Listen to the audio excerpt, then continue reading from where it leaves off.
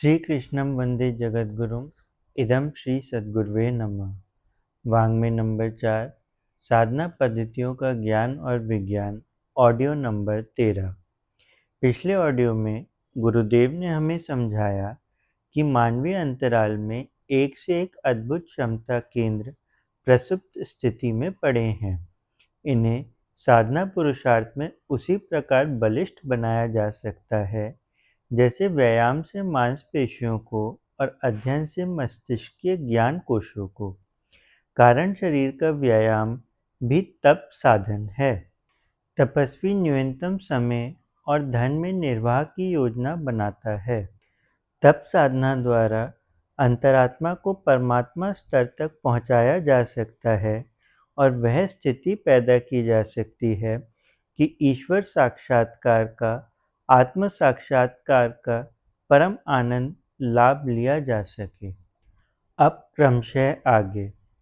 योग साधना का उद्देश्य चित्त वृत्तियों का निरोध।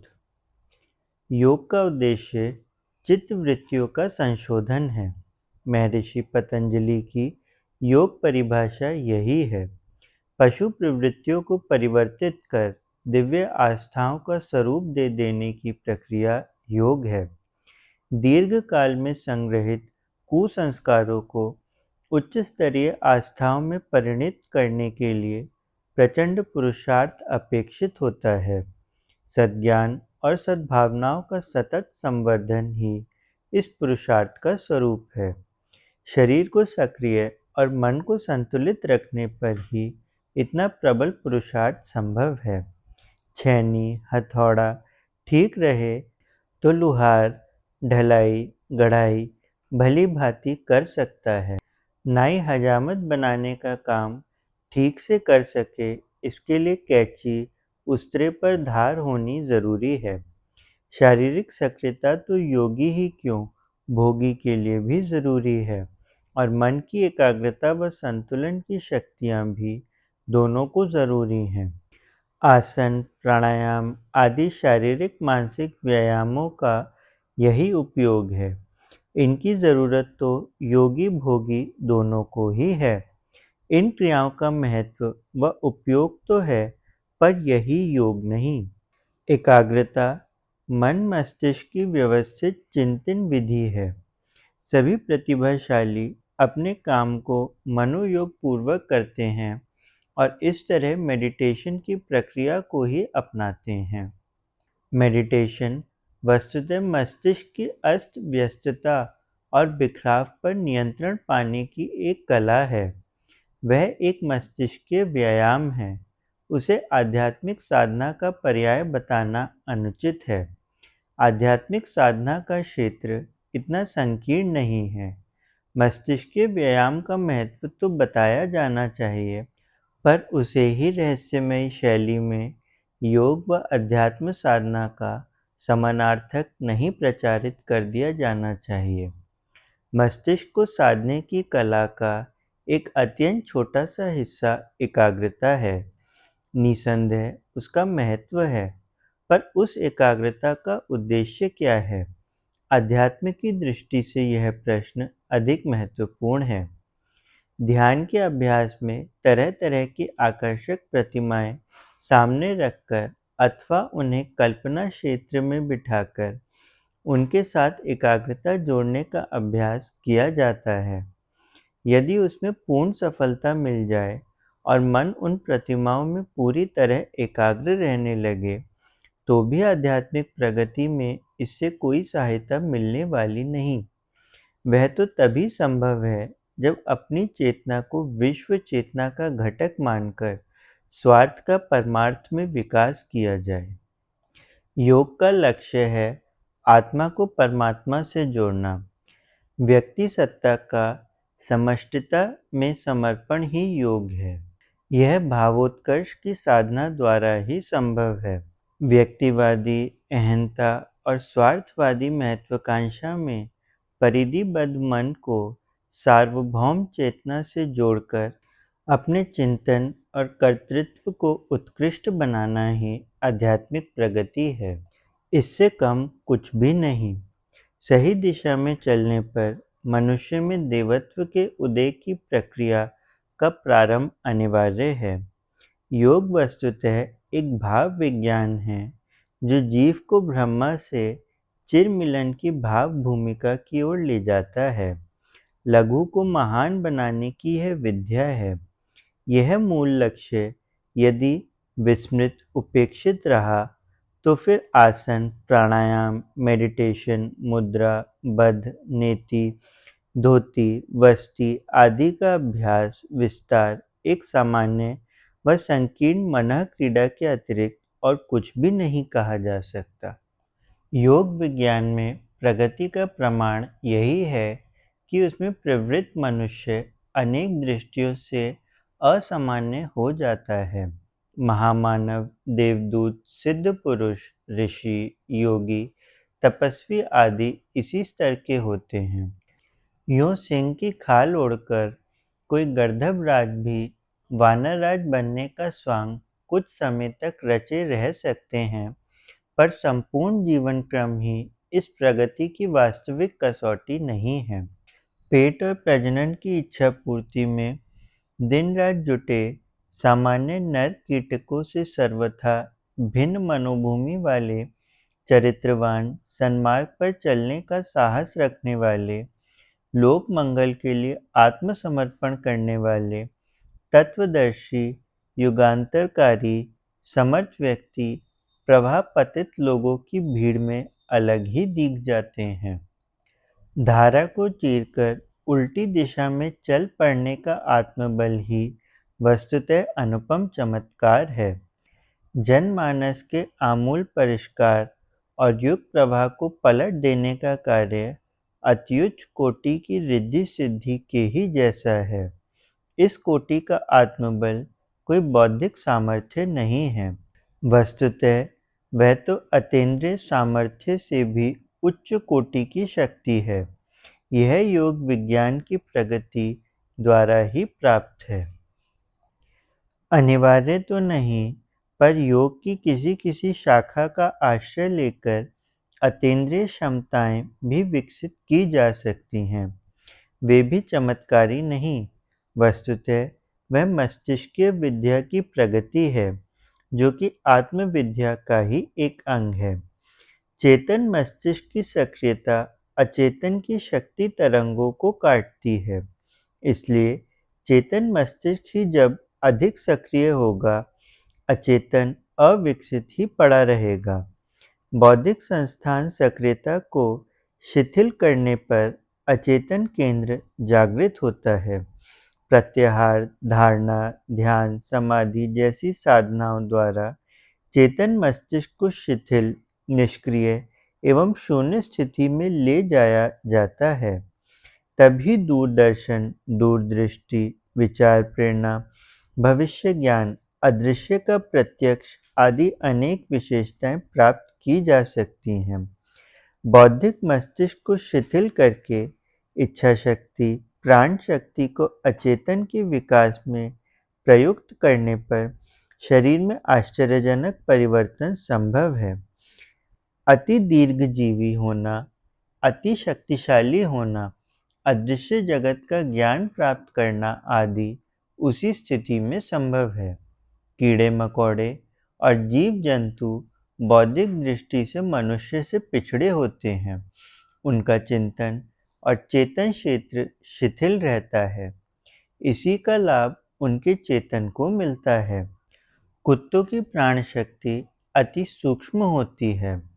चमगादड़ के ज्ञान तंतु रडार क्षमता से संपन्न होते हैं।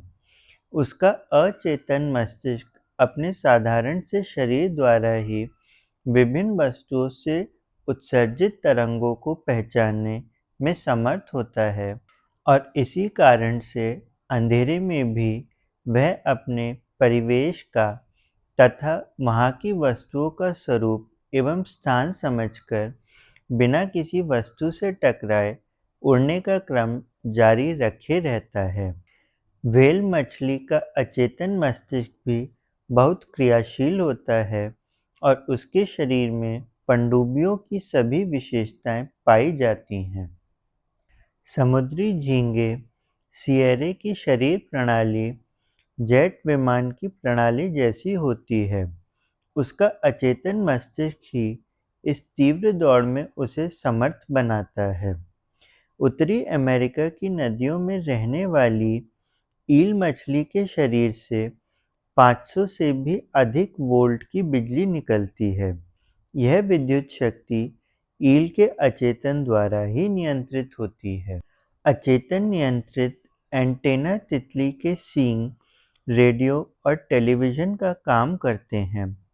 नर झिंगूर के कामोत्तेजित होने पर उसका अचेतन मस्तिष्क एक विशेष प्रकार की तान छेड़ने की प्रेरणा देता है, जिसके आकर्षण से मादा झिंगूर खिंची चली आती है।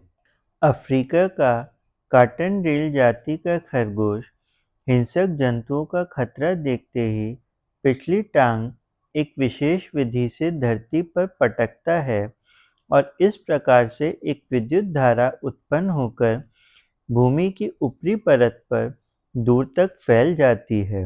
दूसरे खरगोश तथा अन्य छोटे जानवर भी इस टेलीफोन का संदेश समझकर सजग हो जाते हैं और सुरक्षा की व्यवस्था कर लेते हैं। यह अचेतन का ही करिश्मा है।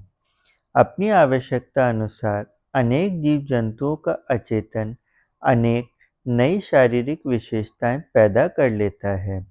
मेंढकों की आंखों में पहले चश्मा नहीं होता था। इधर कुछ अरसे से उन्होंने एक विशेष प्रकार का चश्मा विकसित कर लिया है, जो गोताखोरों की तरह जल में प्रवेश करने पर आंखों में चढ़ाया जा सकता है। कछुए ने मगरमच्छों से अपनी सुरक्षा के लिए अपनी चमड़ी को मोटा किया है। तितलियों के बच्चे और रेशम के कीड़े अपने देह रस को निकालकर उस पर पत्तियां चिपकाकर अपनी सुरक्षा व्यवस्था करते हैं।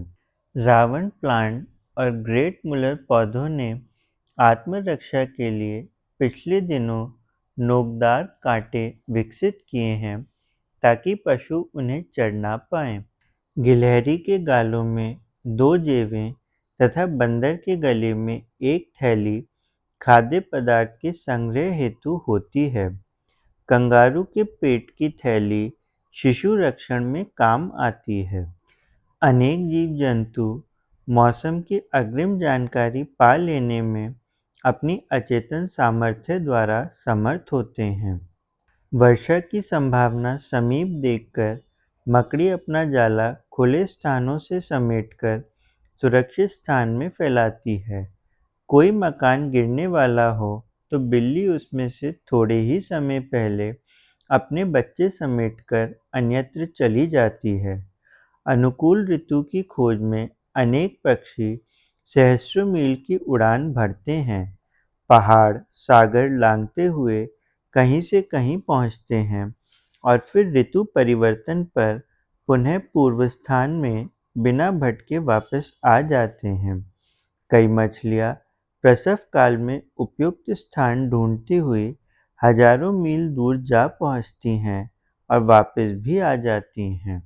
हमें गर्मी सर्दी का सही पता थर्मामीटरों द्वारा ही चलता है, पर छोटे कीड़ों का अचेतन उन्हें सामान्य स्थिति में ही इसका भान करा देता है। 160 डिग्री फ़ारेनहाइट पर सभी कीटाणु अपना काम बंद कर देते हैं। 50 डिग्री ताप पर मक्खियाँ अपने लिए सुरक्षित स्थान ढूंढ वहाँ छिप जाती हैं। 55 डिग्री पर चींटियाँ मधुमक्खियाँ अपने घरों में घुस जाती हैं। 85 डिग्री तापमान होने के बाद ही मधुमक्खियाँ काम पर निकलती हैं। टिड्डे 95 डिग्री पर संगीत शुरू करते हैं। भोजन सामग्री जुटा पाने की दृष्टि से वर्षा की ऋतु आने के पूर्व ही चींटियाँ तथा अन्य कीड़े आहार इकट्ठा कर लेते हैं। ये सभी विशेषताएं इनके अचेतन मस्तिष्क का ही परिणाम हैं। मनुष्य के चेतन की अति सक्रियता से उत्पन्न ऊष्मा अचेतन को दबा देती है। तब उसका चेतन सामान्य शारीरिक आवश्यकताओं को सुचारू रूप से पूरी करते रहने में ही जुटा रह जाता है। अलौकिक क्षमताएं तो प्रसुप्त ही पड़ी रहती हैं। मात्र शरीर संचालन तक ही मस्तिष्क की जागरूकता सीमित रहने पर परिस्थितियों का उतार-चढ़ाव मनःस्थिति को भी प्रभावित करता है। मन हर्ष-विषाद के ज्वार-भाटे से आंदोलित होता रहे, तो उसमें उथल-पुथल भरी मानसिक ऊष्मा की वृद्धि होती है। इस ऊष्मा से अचेतन मस्तिष्क की दिव्यता पर आघात पहुँचता है, वह क्षीण होती है। इसलिए योग में प्रथम चरण के रूप में मानसिक संतुलन पर बल दिया जाता है। अनुकूल प्रतिकूल परिस्थितियाँ तो आते ही रहने वाली हैं। व्यक्ति, समाज और संस्थाओं का ढांचा ही कुछ ऐसा है कि उनकी क्रिया प्रतिक्रियाएं प्रिय अप्रिय संवेदनाएं पैदा करती रहती हैं। प्रकृति क्रम भी मनुष्य की इच्छानुकूल तो रहता नहीं। अकाल सुकाल, ऋतु परिवर्तन, जरा मरण, रीति नीति आदि के घटना चक्र हमें क्षुब्ध व उत्तेजित करने को पर्याप्त होते हैं।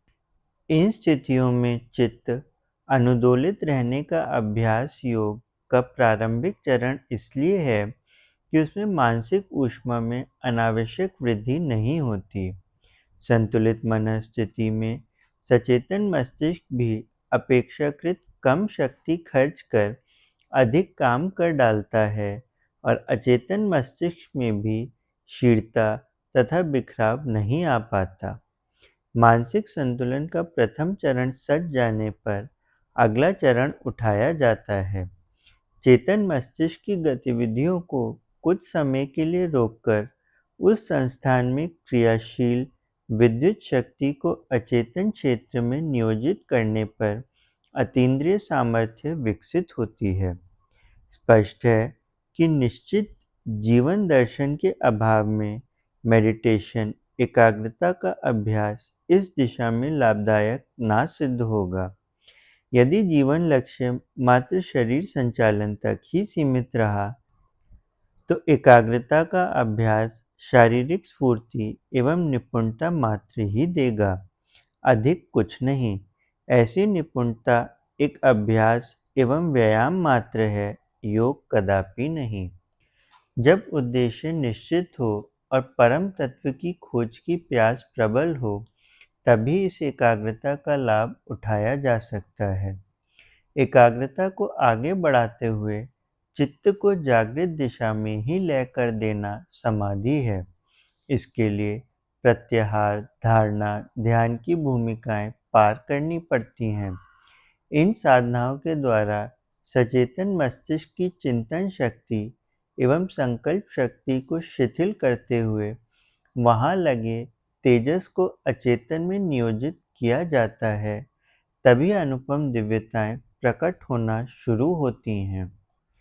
इस दिशा में जो जितनी अधिक प्रगति करता है, वह उतना ही समर्थ सिद्ध पुरुष कहा जाता है।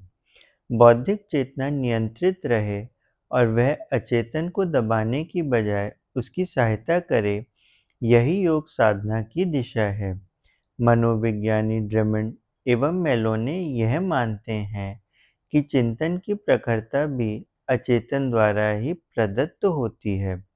यद्यपि प्रतीत यही होता है कि वह सचेतन मन की दक्षता है। बुद्धिमान, विवेकशील, दूरदर्शी और शीघ्रता से सही निर्णय लेने में समर्थ तथा सही ढंग के काम करने वाले व्यक्ति अपने अचेतन की गहरी परतों से ही इन विशेषताओं को प्राप्त करते हैं।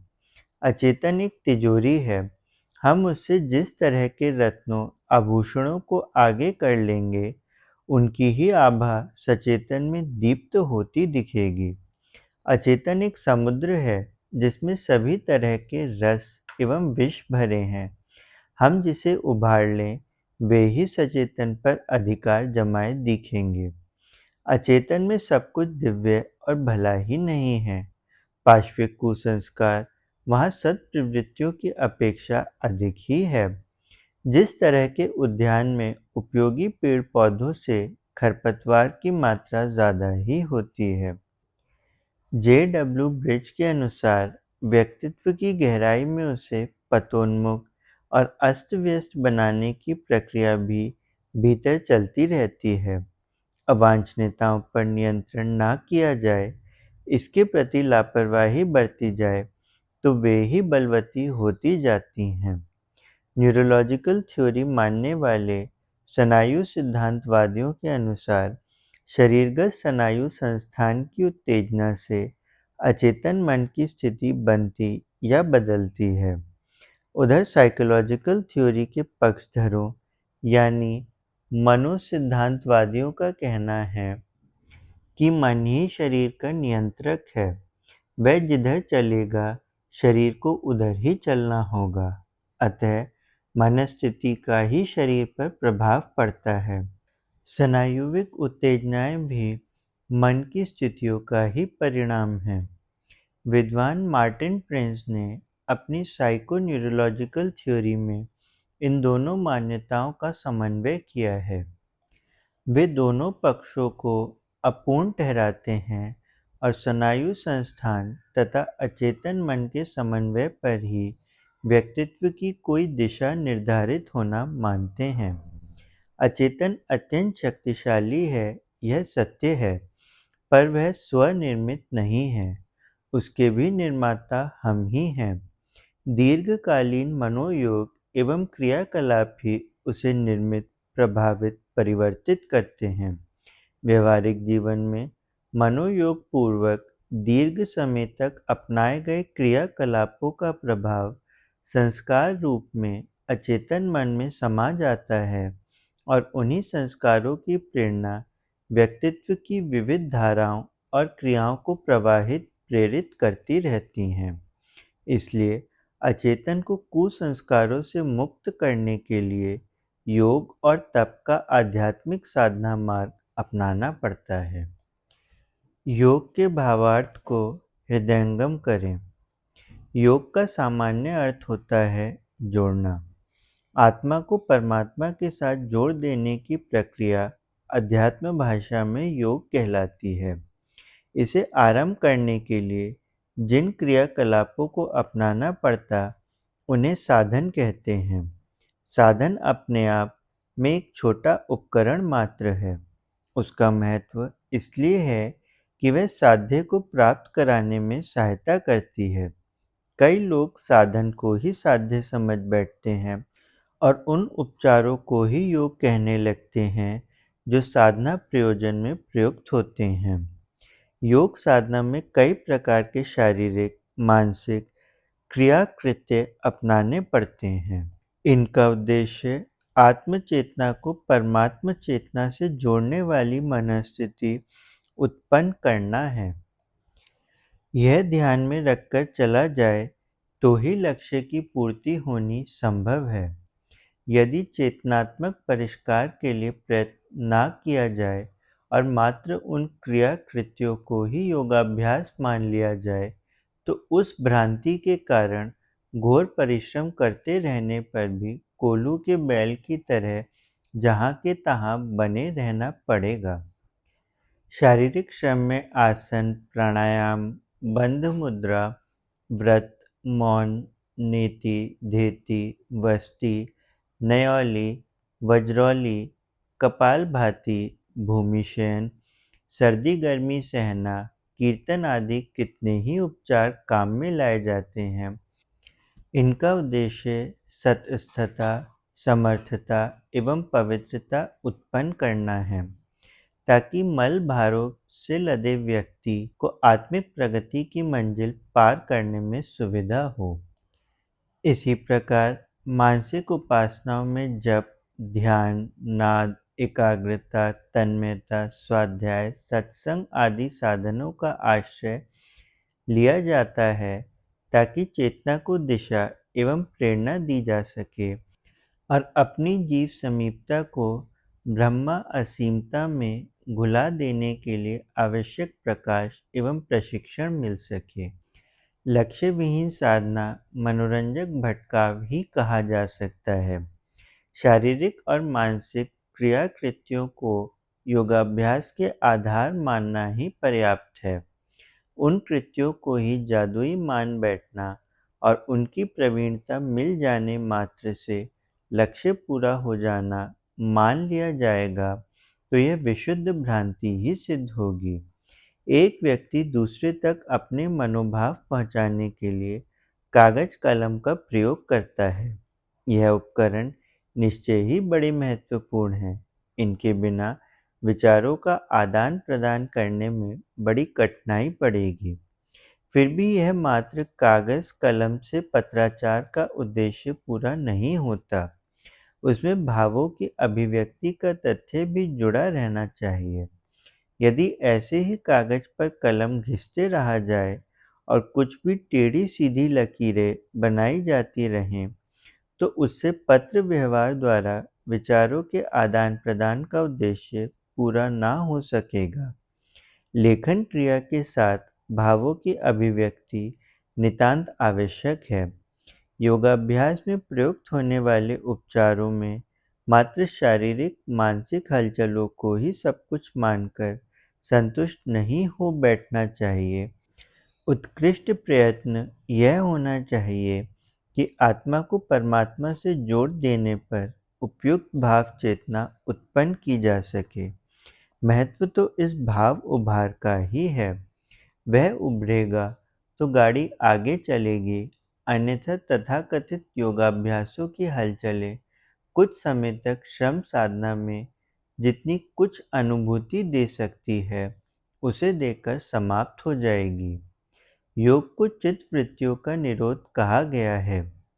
चित्त की वृत्तियां प्रेम को वासना, तृष्णा, मोह, अहंता आदि भौतिक लिप्सा लालसाओं की पूर्ति को ही सुखद मानती है, उन्हीं की इच्छा करती है और उन्हीं में निरत रहती है। पानी का स्वभाव नीचे की ओर गिरना है। इस पतोन्मुखी प्रवृत्ति को ऊर्ध्वगामी बनाने के लिए वैसा ही प्रयत्न करना पड़ता है जैसे कुएं से पानी खींचने अथवा तालाब का पानी टंकी में चढ़ाने के लिए। मन को ढीला छोड़ देने से वह जन्म जन्मांतरों की संग्रहित एवं अभ्यस्त पशु प्रवृत्तियों के अस्तबल में अपने आप घुस जाएगा। घड़े से गिरते ही पानी नीचे की ओर बहने लगता है। चित्त का भी यही स्वभाव है। उसे उलटने का जो पुरुषार्थ करना पड़ता है, उसी को चित्त वृत्ति निरोधी कहा जाएगा। महर्षि पतंजलि ने इसी प्रयास को योग कहा है। कई व्यक्ति चित्त वृत्तियों के निरोध की बात को नहीं समझते और मात्र चित्त निरोध को ही योग मान लेते हैं। उनका तात्पर्य एकाग्रता से होता है। एकाग्रता होना ही उनकी दृष्टि में योगाभ्यास की सफलता है और उसका ना होना असफलता। यह भ्रम है। एकाग्रता एक चीज़ है और एकाग्रता का अपना महत्व और अपना लाभ है। उसका औचित्य और उपयोग समझा जा सकता है, पर एकाग्रता को ही योग का उपासना का आधार मान बैठना गलत है। एकाग्रता के भी स्तर हैं। मेस्मेरिज्म, हिप्नोटिज्म में भी एकाग्रता प्रयुक्त होती है और देव प्रतिमा के समक्ष उसकी पूजा, आरती, स्तुति आदि से भी एकाग्रता का पाठ पढ़ा जाता है। पीछे यह बढ़ते बढ़ते उस स्थिति तक भी पहुंच सकती है जिसे तन्मयता, भाव समाधि, विचार शून्यता आदि का नाम दिया जा सके। यह अंतिम और समय साध्य स्थिति है। लोग इसी को पहले दिन प्राप्त करना चाहते हैं। काम में मन लगाना एक गुण है। यह प्रयोग दैनिक जीवन की प्रत्येक क्रिया में करते रहना चाहिए। श्रम और मनोयोग के सम्मिश्रण से होने वाले लाभों को जानना चाहिए और आलस्य प्रमाद से उत्पन्न होने वाली हानियां समझनी चाहिए। अपने काम को पूरी तत्परता, दिलचस्पी के साथ करने का अभ्यास डालें। यही स्वभाव भजन में मन लगाने का भी आधार हो सकता है। जो लोग लापरवाही, उदासी एवं उपेक्षा पूर्वक अपने काम करते हैं, उनका भजन भी उसी प्रकार का होगा। भजन भी एक काम है और उसमें मन लगाना इस बात पर निर्भर है कि काम में मन लगाने की आदत है या नहीं। भजन में मन लगाने की पृष्ठभूमि विस्तृत है। इसके लिए पूरी कार्य पद्धति को ही नए ढांचे में ढालना होगा और दिलचस्पी तथा तत्परता पूर्वक काम करने की आदत विकसित करनी पड़ेगी। इस दिशा में जितनी चेष्टा होगी, उसी अनुपात से प्रत्येक कार्य में मन लगेगा। साथ ही भजन में भी हर काम को उपेक्षा और उदासी से करने वाले लोग मात्र भजन में ही मन लगाने की अपेक्षा रखेंगे तो उन्हें निराश ही होना पड़ेगा। एकाग्रता की स्थिति समय साध्य है। उसके लिए धैर्य और प्रयत्नपूर्वक बहुत समय तक अभ्यास करते रहने की आवश्यकता होगी। यह स्थिति ना आए तो उतना हर्ष नहीं जितना समझा जाता है। आत्मिक प्रगति के लिए मन की दिशा और धारा बदल देने की आवश्यकता है। उतने भर से चित्त वृत्ति निरोध की योग आवश्यकता पूरी होने लगती है। सभी को प्रणाम। 21वीं सदी उज्जवल भविष्य। भारत माता की जय। वंदे मातरम। प्रणाम सभी को। वाङ्मय अर्थात साहित्य, शब्द, भावना और विचार का संग्रह। योग ऋषि पंडित श्रीराम शर्मा आचार्य जी की इस धरोहर को ऑडियो रूप से सुनने के लिए चैनल को लाइक करें, सब्सक्राइब करें और नोटिफिकेशन ऑन करें। आइए गुरुदेव की वाणी जन जन तक पहुंचाएं। सभी को आभार।